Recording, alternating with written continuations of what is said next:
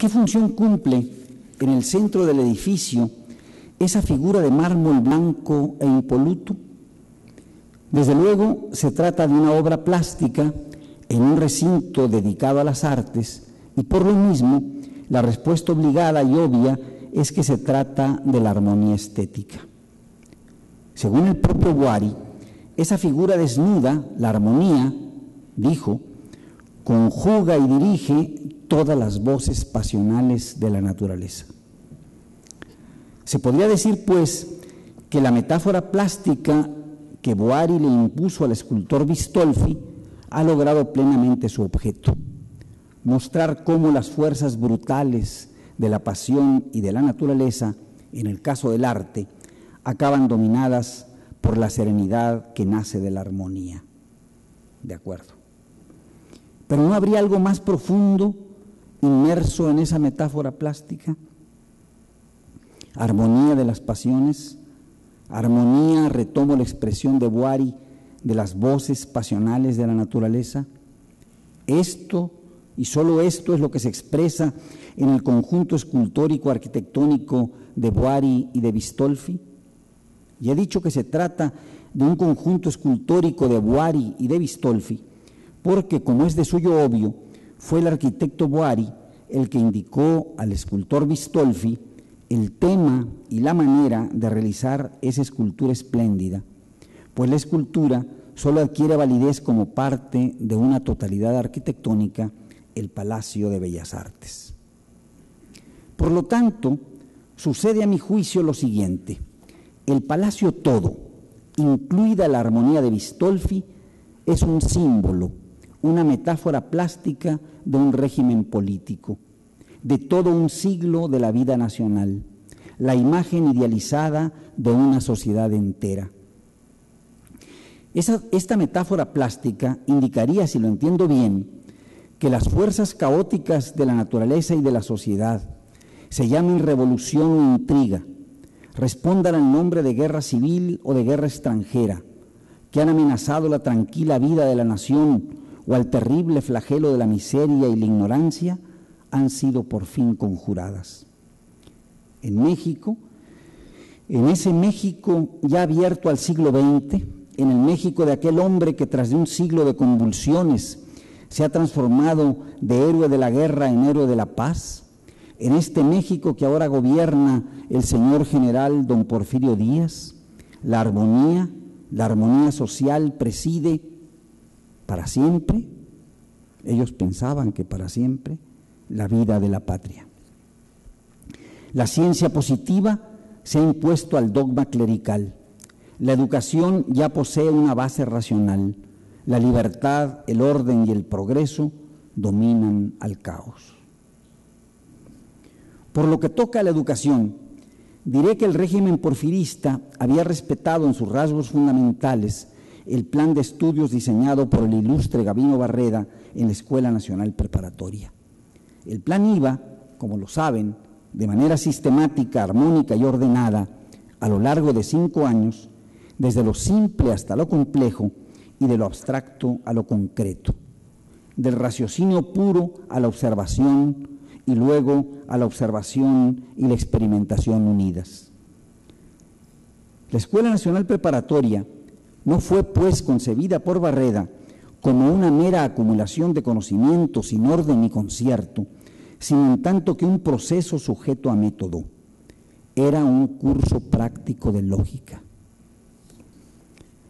Como uno de los actos en que culminarían los festejos del centenario de la Independencia Nacional, Díaz y el secretario de Instrucción Pública y Bellas Artes, Justo Sierra, dieron nueva vida a la universidad, reabierta y reorganizada ahora con el carácter de nacional.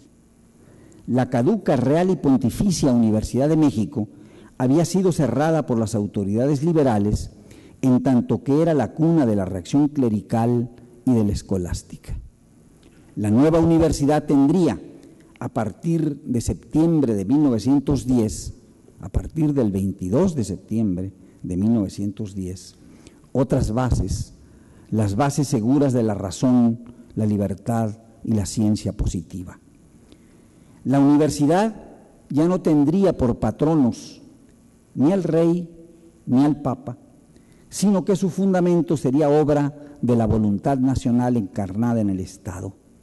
Justo Sierra dijo por esto: nada tenemos de común con la universidad pasada, métodos, enseñanza e ideales. El edificio de la educación nacional era armónico y totalizador, pues se iniciaba por la instrucción primaria obligatoria, seguía por la educación impartida en la Escuela Nacional Preparatoria y culminaba en la educación universitaria, al mismo tiempo sólida y científica. Justo Sierra, por lo tanto, calificaba al sistema educativo creado por el régimen porfirista como si se tratara de un mecanismo de reloj. Tan exacto y armonioso lo pretendía. Sin embargo, era al propio tiempo consciente de que un programa de gobierno cuyo eje no descanse sobre estos dos polos, educación y justicia, no quiere decir nada ni para la humanidad ni para la patria. Pero ¿qué sucedió con esa prodigiosa ficción política? Son palabras de Alfonso Reyes, que nos dio 30 años de paz augusta. En pocos duros y violentos años quedó hecha cenizas. En abril de 1911, como lo saben bien, el presidente Díaz presentó su renuncia al cargo tras de las escaramuzas militares de Ciudad Juárez, intacto el ejército, con el objeto declarado de evitar, dijo, el derramamiento de más sangre de mexicanos. En 1913, tras el brutal golpe de Estado de Victoriano Huerta y los asesinatos del presidente Madero y el vicepresidente Pino Suárez, sin género de duda auspiciados por el embajador de Estados Unidos Henry Lane Wilson, sobrevino la revolución, otra vez la lucha armada y la destrucción de la capacidad productiva del país, porque el nivel económico que México tuvo en 1910 se recuperó apenas 20 años después. La construcción del Palacio de Bellas Artes se suspendió y apenas se concluyó el año de 1934, alterando desde su base la concepción del edificio mismo. No solo fueron modificados los interiores y se pasó del Art Nouveau al Art Déco, sino que la función asignada al recinto respondió a un criterio por completo distinto. Así, de Teatro Nacional se volvió el espacio para todas las artes. Además, se llenó de oficinas y sus diversos salones, concebidos para el entrenamiento de los artistas, se hicieron aulas escolares, de teatro o de danza. La revolución lo transformó, pues, en un espacio popular, por demás extraño, ajeno a la concepción unitaria de Boari. José Gorostiza, en ese pequeño libro por el que informó de la terminación de los trabajos del edificio, dejó escrito lo siguiente, lo cito: el régimen revolucionario, llegado a su plenitud, en vez de concluir el Teatro Nacional, ha construido en realidad un edificio nuevo que ya no abrigará las veladas de una aristocracia imposible, sino el concierto, la conferencia, la exposición y el espectáculo. Hasta allí Gorostiza.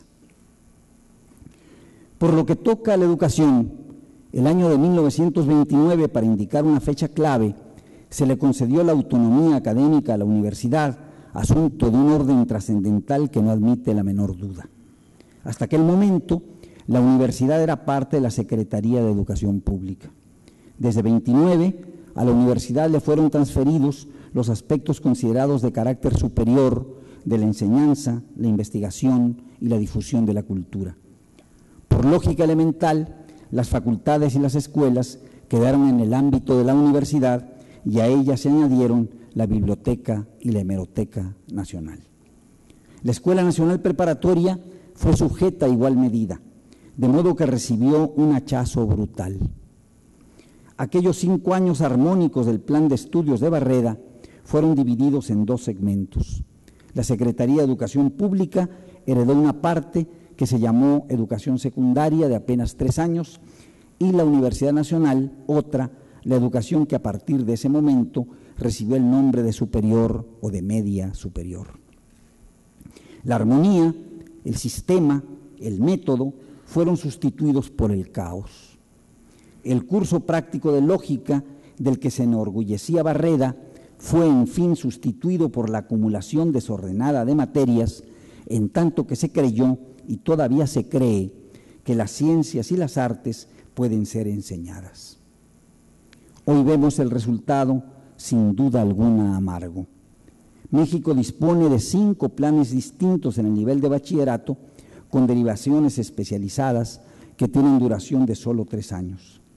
En todos esos planes, por desgracia, la formación del estudiante ha sido sustituida por la mera información, por un cúmulo caótico, por un amasijo de cosas que se llaman materias. Lo propio se ve en el caso de la educación básica y que arranca en el nivel preescolar para concluir en el 3er grado de educación secundaria. No voy a abrumarlos con datos ni estadísticas. Me bastará solo con mostrar algunos datos que ponen en relieve la poca, si no es que la nula eficacia del gasto destinado a educación en nuestro país. Estos datos, como es obvio, provienen de las encuestas de PISA.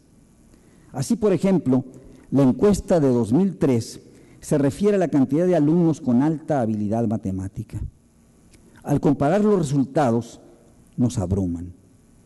En tanto que Corea del Sur obtuvo 182 alumnos por cada 1000 con alta habilidad matemática, apenas México alcanzó 3 por cada 1000 estudiantes.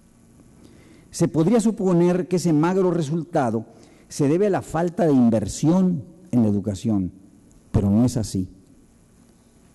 México gastó más de $2,000 anuales por alumno de nivel secundario en 2008 y logró niveles de 1% en los exámenes de PISA correspondientes a 2006. Uruguay erogó por alumno menos de la mitad del gasto hecho por México y obtuvo resultados que superan a los de nuestro país en un 100%. Rusia erogó alrededor de $1,600 por alumno y tuvo 7 veces mejores resultados que los obtenidos por nuestro país, pese a que su gasto fue sensiblemente menor. México, pues sin duda, gasta mucho en educación secundaria, pero obtiene pésimos resultados. Y es que el problema de nuestra educación no se resolverá si solo se inyectan montos mayores de recursos económicos al sistema educativo. El problema es de otro orden y pertenece a otra esfera. Consiste, me parece, en volverlo eficiente. Se trata de invertir recursos en un capital extraño, en el capital por excelencia, digo, el capital de la razón. Hay que volver a pensar desde su raíz en el tema verdadero, en el problema real, en los asuntos de fondo. Hay que invertir recursos en producir inteligencia, en ninguna otra cosa que no sea elevar la calidad de la educación, en el propósito y la causa de ser de la educación, en la formación y la sensibilidad del educando.